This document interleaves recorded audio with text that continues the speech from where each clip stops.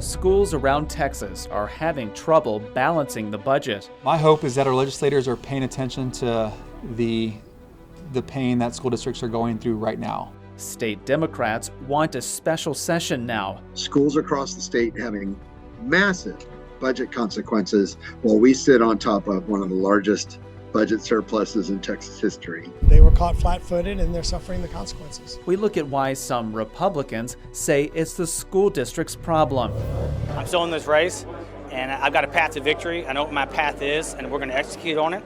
It may be the most watched race in the runoff election, but it definitely is the most expensive state house race in Texas history. We look closer at the challenge to Speaker Dade Phelan and what's fueling the record amount of campaign cash.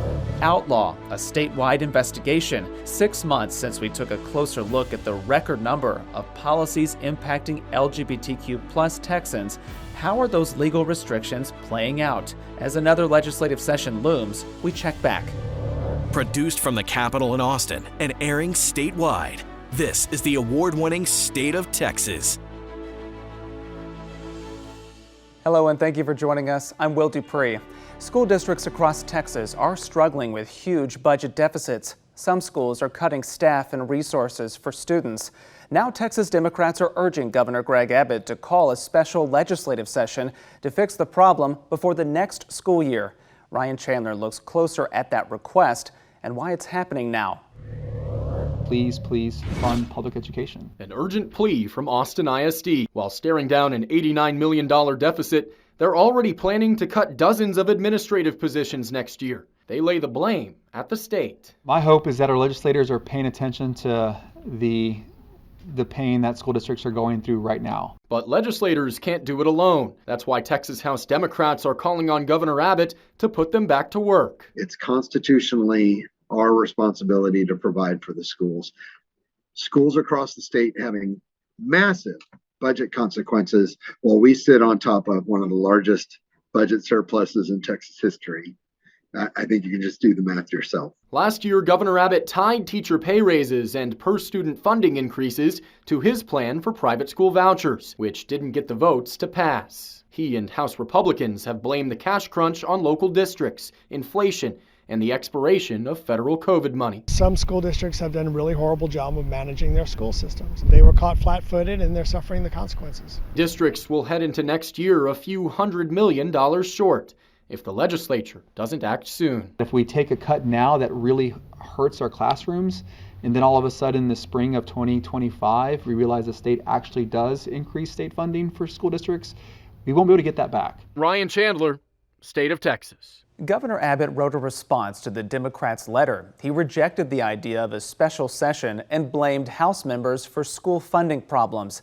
The governor wrote lawmakers could have passed legislation last session to send more money to schools. That funding was in the bill from House Education Committee Chairman Brad Buckley.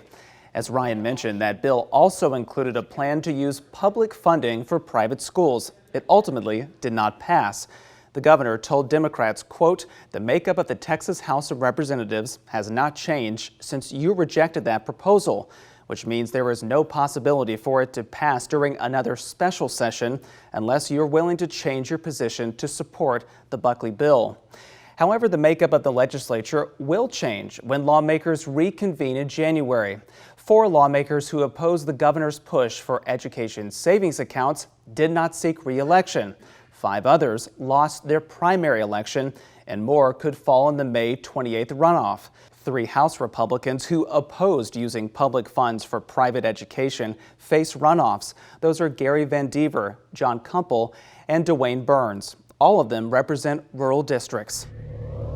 There is tension between Democrats in a tight House runoff. The incumbents defending supporters who equate transgender health care with genocide. We dig deeper into the controversy and how it could affect the vote. Last legislative session brought a record number of bills and laws affecting the state's LGBTQ+ population. We examine how those are playing out and if proposals that did not pass could resurface. And I can say, without a shadow of a doubt, that the future makes me nervous. A bombshell accusation, a professor accused of saying something hateful to a UT student during pro-Palestinian demonstrations. The new claims heard at the state capitol while lawmakers examine anti-Semitism on campus.